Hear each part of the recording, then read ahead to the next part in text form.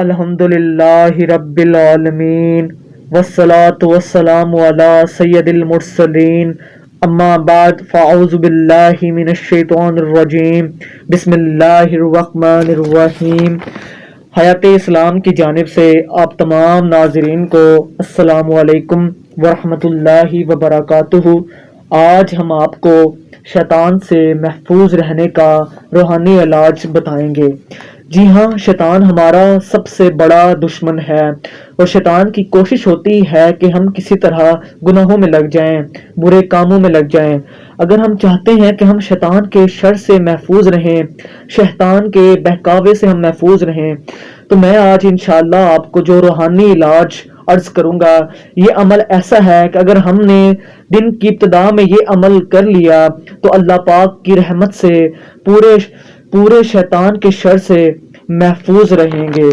آپ صلی اللہ علیہ وآلہ وسلم نے فرمایا، شیطان ایمان والوں کا بدترین دشمن ہے۔ وہ جسم کے اندر اس طرح دوڑتا ہے جس طرح رگوں کے اندر خون دوڑتا ہے۔ یہ ازلی دشمن ہے انسان کا اور یہ ابتدائی دشمن ہے انسان کا۔ اس سے بچنے کے لیے بھی آپ صلی اللہ علیہ وآلہ وسلم نے بہت سے طریقے بتائے ہیں۔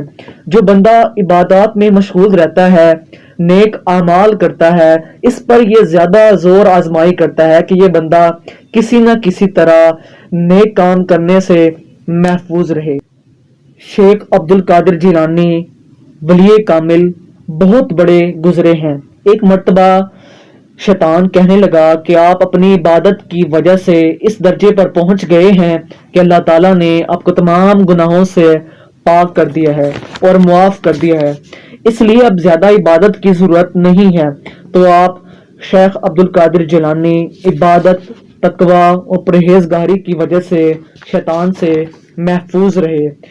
ہمارے پیارے نبی صلی اللہ علیہ وآلہ وسلم نے ارشاد فرمایا، جس نے نماز فجر ادا کی اور بات کیے بغیر سورہ اخلاص 10 مرتبہ پڑھی تو اس دن اس سے کوئی گناہ نہ پہنچے گا اور وہ شیطان سے بچا لیا جائے گا۔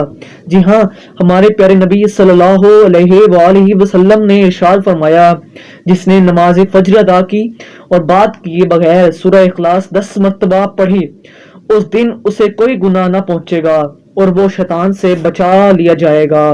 پورے دن وہ گناہوں سے بچا رہے گا اور وہ شیطان کے شر سے بھی محفوظ رہے گا۔ نماز فجر ادا کرنے کے بعد کسی سے کوئی بات چیت نہیں کرنی۔ بات چیت کیے بغیر آپ نے سورہ اخلاص 10 مرتبہ پڑھنی ہے۔ انشاءاللہ اللہ کی رحمت سے پورا دن شیطان کے شر سے آپ محفوظ رہیں گے۔